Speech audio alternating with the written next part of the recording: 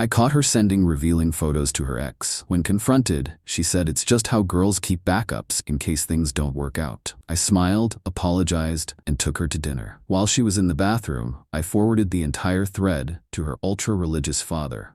Before we start, I just want to say thank you for being here. It means the world. But take a look at this. Only 8% of people watching are subscribed. If you enjoy these stories and want to support more of them, just one click makes a huge difference. My girlfriend Melissa and I had been together for about a year and a half. We met through a mutual friend at a charity event, hit it off immediately, and things progressed pretty naturally from there. I'm 32, work as a civil engineer for a construction company, and lead a fairly straightforward life. Melissa is 28, works in pharmaceutical sales, and comes from what she always described as a super strict religious family that she'd mostly escaped from when she went to college. In the time we'd been dating, I'd only met her parents twice, once at her brother's wedding, where her father barely acknowledged me because Melissa and I were living in sin, and once at a painfully awkward Thanksgiving dinner where her father spent most of the meal quoting scripture about the path to righteousness. Her mother mostly kept quiet, nodding along with whatever her husband said. It was clear they weren't thrilled with Melissa's lifestyle, but she seemed to have established a delicate truce with them. They wouldn't lecture her too much if she showed up for major holidays and kept her sinful life out of their sight. Despite the family drama, our relationship was solid. Or so I thought. One Saturday morning, Melissa was in the shower while I made coffee.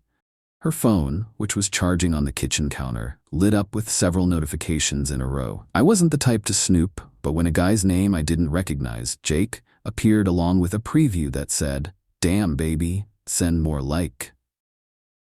I'll admit, my curiosity got the better of me. I picked up her phone, which didn't have a passcode because she said they were too much trouble, and opened the message thread. What I found was a months-long conversation with her ex-boyfriend, filled with flirtatious messages, inside jokes about their past relationship, and increasingly revealing photos of Melissa that had apparently been sent just minutes before she got in the shower. My stomach dropped as I scrolled through the messages. There were dozens of exchanges, dating back almost 8 months, which meant this had been going on for most of our relationship. The photos started relatively innocent, but had progressed to the kind you definitely don't send to someone when you're in a committed relationship with someone else. Jake, miss seeing that body in person. Play your cards right, and maybe you will again someday. What about that engineer dude? He's sweet, but things aren't set in stone. A girl needs options. I felt like I'd been punched in the gut. I set her phone down exactly where it had been and tried to process what I'd just discovered. I must have been standing there longer than I realized, because suddenly Melissa was in the kitchen, hair wrapped in a towel, reaching for her phone. "Everything okay? You look like you've seen a ghost," she said, casually checking her notifications. I saw her quickly swipe away Jake's message preview. "Who's Jake?" I asked directly. Her eyes flicked up to me, then back to her phone, then to me again. The split-second calculation was visible on her face. "Just an old friend," she said with a shrug. "We catch up sometimes." "By catch up, do you mean you send him revealing photos while I'm in the next room?" Her entire demeanor changed in an instant. The casual facade dropped, and she went on the offensive. "You went through my phone? What the hell, Ryan? That's a massive invasion of privacy." Classic deflection. I stayed calm. "The messages popped up while your phone was on the counter. I saw enough of the preview to be concerned. So yes, I looked. And now I'm asking you to explain why you're sending those kinds of photos to your ex while we're in a relationship." She rolled her eyes like I was being ridiculous. "It's not a big deal. Jake and I have history, and we still talk sometimes. It's harmless." "Harmless? You told him things aren't set in stone with me, and that you might let him see you in person again." She sighed, like she was explaining something to a child. "It's just how girls keep backups in case things don't work out. Everyone does it." I stared at her, genuinely stunned. "Everyone does not do that. That's not normal relationship behavior." "God, you're so naive," she said with a dismissive laugh. "This is why I didn't tell you. I knew you'd overreact like this. It doesn't mean anything. It's just insurance. Insurance? Against what? Against ending up alone. Look, men always have options. Women need to strategize. Jake is just a backup plan. I'm with you, aren't I? Her complete lack of remorse was almost more shocking than the messages themselves. There was no apology, no acknowledgement that what she'd done was wrong, just a casual explanation of her backup strategy, as if it were perfectly reasonable relationship behavior. In that moment, I realized two things. First, this relationship was over. And second, I wanted Melissa to experience real consequences for her actions, not just a typical breakup where she'd move on to Jake or another backup without missing a beat. So I made a decision that surprised even me. You know what? Maybe I'm overreacting, I said, forcing a smile. You're right. We all need insurance in life. I'm sorry I looked at your phone. She seemed surprised by my sudden capitulation, but quickly accepted it. It's fine. Just trust me next time, okay? I'm with you because I want to be. Let me make it up to you, I said. How about dinner tonight at that new Italian place you've been wanting to try? My treat. Seriously? That place is impossible to get into. I know a guy. I replied with a wink. In reality, I'd been holding a reservation there for weeks, planning to take her for our upcoming anniversary. But that anniversary wasn't going to happen now. She beamed.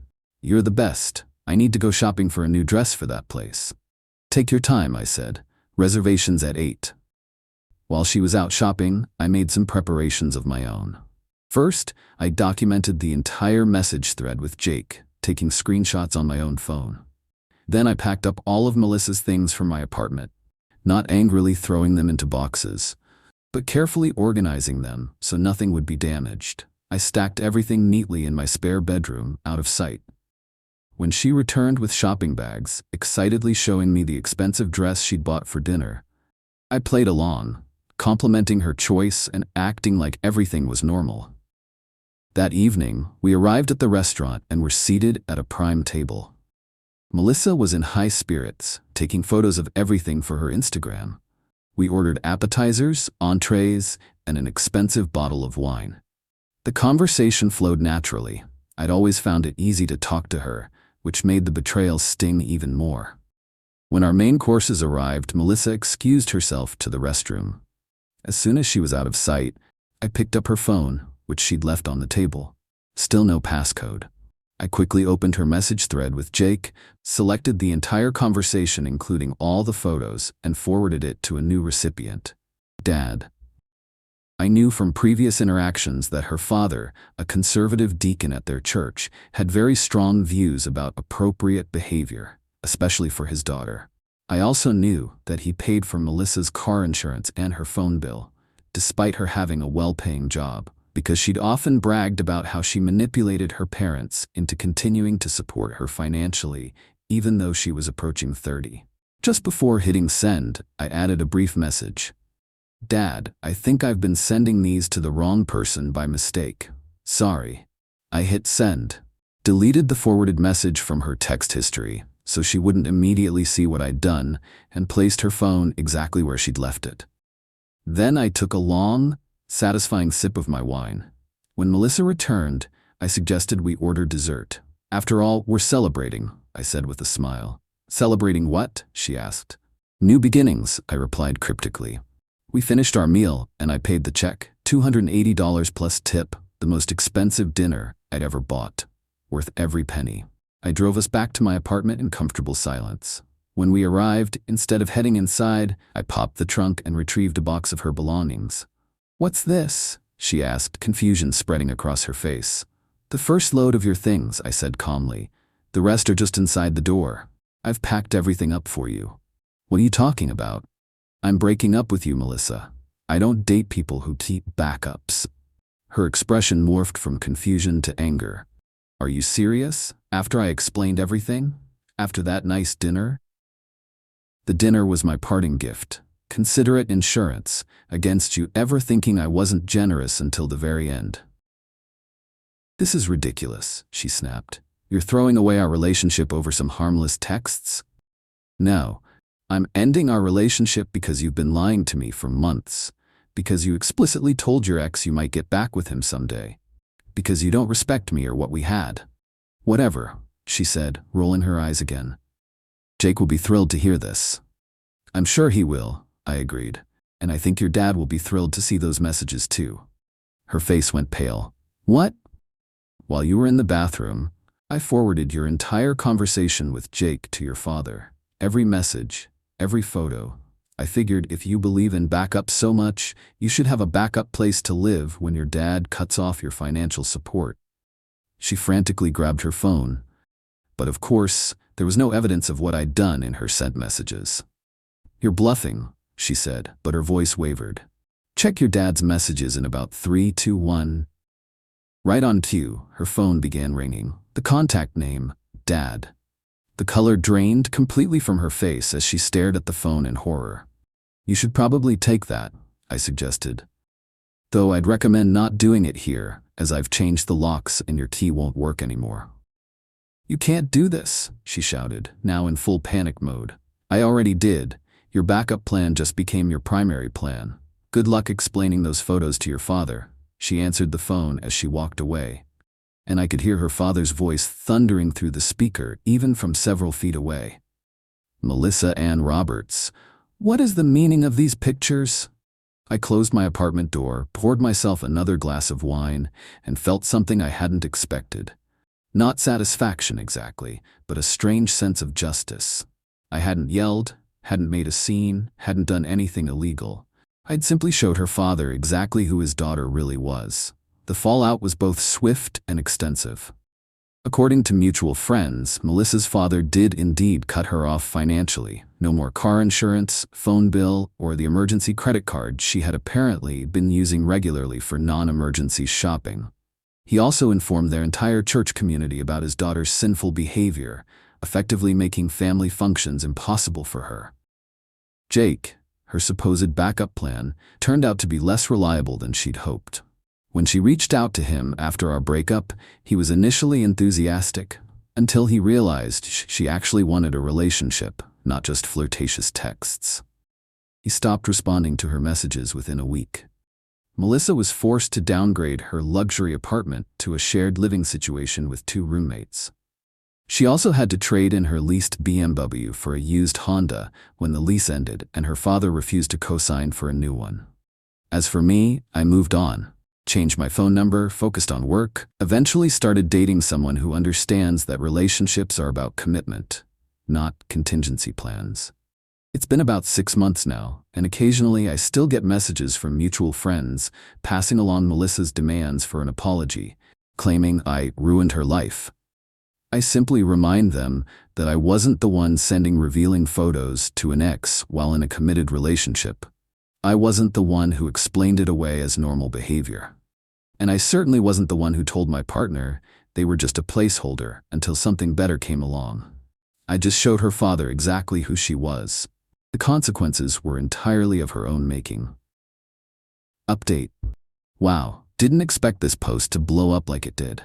Thanks for all the awards and comments. Seeing a lot of the same questions, so I'll address them here. 1.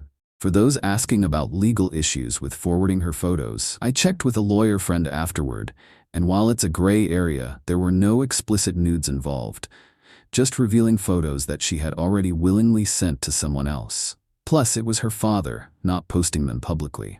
Still, not something I'd recommend doing without consideration. 2. Yes, I really changed the locks that fast. I have a buddy who's a locksmith who owed me a favor. Called him while she was shopping for her fancy dinner outfit. He was there within an hour. 3. A lot of you are saying I should have confronted Jake too. Honestly, he didn't owe me any loyalty. He wasn't the one in a relationship with me. Melissa was. That's where my focus stayed. 4. For those wondering if I feel bad about getting her cut off financially, not really. She was 28 with a job that paid 6 figures. Her financial support from her parents was purely supplemental luxury money that she manipulated them into providing. She's doing fine financially, just not living the artificially inflated lifestyle she was accustomed to.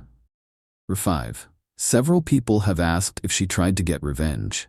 She did attempt to contact my boss with some made-up story about me having alcohol issues, but I'd already given my supervisor a heads up that my ex might try something like that. He ignored her email completely. 6. The most common question. Would I do it again? Honestly, probably not. It worked out in this case, but involving family and relationship drama is usually not the best move. That said, I don't regret it. Sometimes people need to face real consequences for their actions, not just walk away unscathed. Number 7. Last update on Melissa. Heard through the grapevine that she's now dating some guy from her church that her father introduced her to. Apparently, she's found her faith again. Good for her if it's genuine, but the timing seems conveniently aligned with getting her parents' financial support back. Lesson learned from all this: when someone shows you who they are, believe them the first time. And if they call you naive for expecting basic loyalty, they're telling you everything you need to know about their character.